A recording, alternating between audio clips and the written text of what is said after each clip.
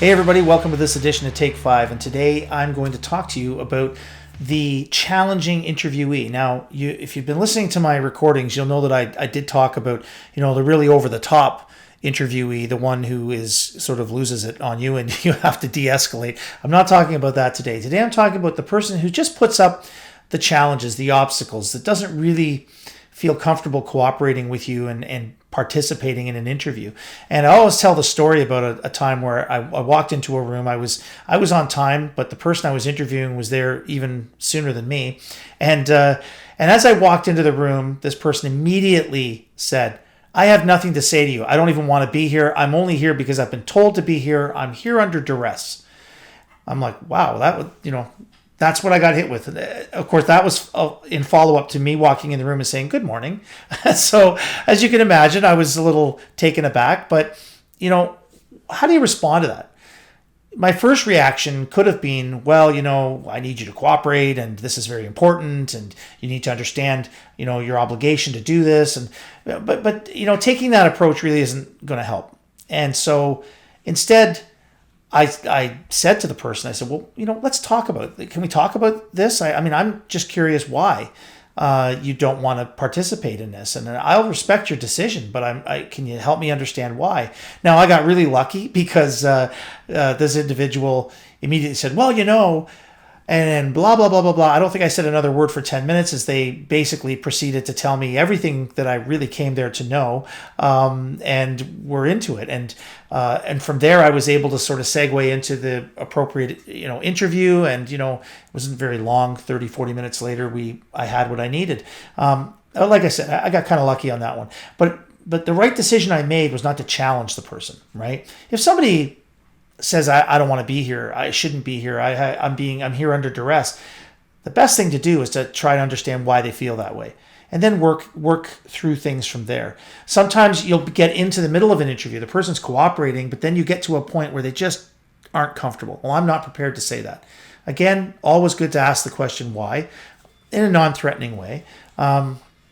Sometimes the person will say something, and then you've kind of caught them. You recognize that they've said something they shouldn't have said. Maybe maybe they painted themselves into a bit of a corner.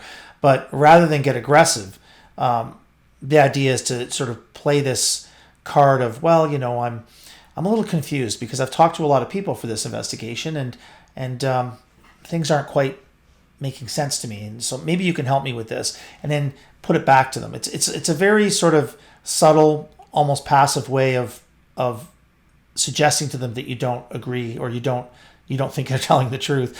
One thing you never want to do is confront somebody as a liar or as a deceitful person. Don't say, well, I don't believe you. I think you're telling me a lie, or I don't think you're telling me the truth. Always better to go down the path of being a little more subtle. This is where the real art of communicating in an interview comes in. The other thing is, never ever go into any interview with this idea that you've got 20 questions you want to ask and just hammer through question after question.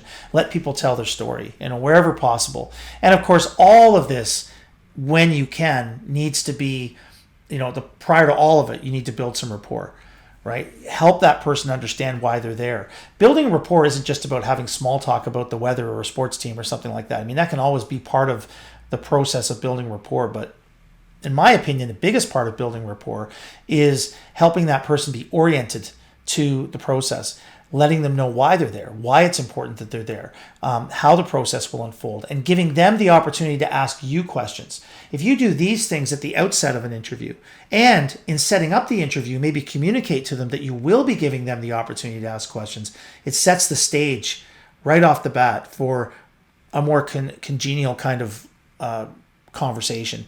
And as I've often been known to say, I don't think of interviews as interviews. I think of them as conversations with a purpose. I don't ever come across as officious. Once you start going down that path of trying to exercise some level of power, putting people on their heels, the level of cooperation you will get will be far less. So anyway, a few little tidbits for you in respect of helping people to get past their fears, helping people to work with you more cooperatively in an interview. Again, probably could go on and on about lots of other components to this, but I hope that you find this helpful, and I'll see you next time on Take 5.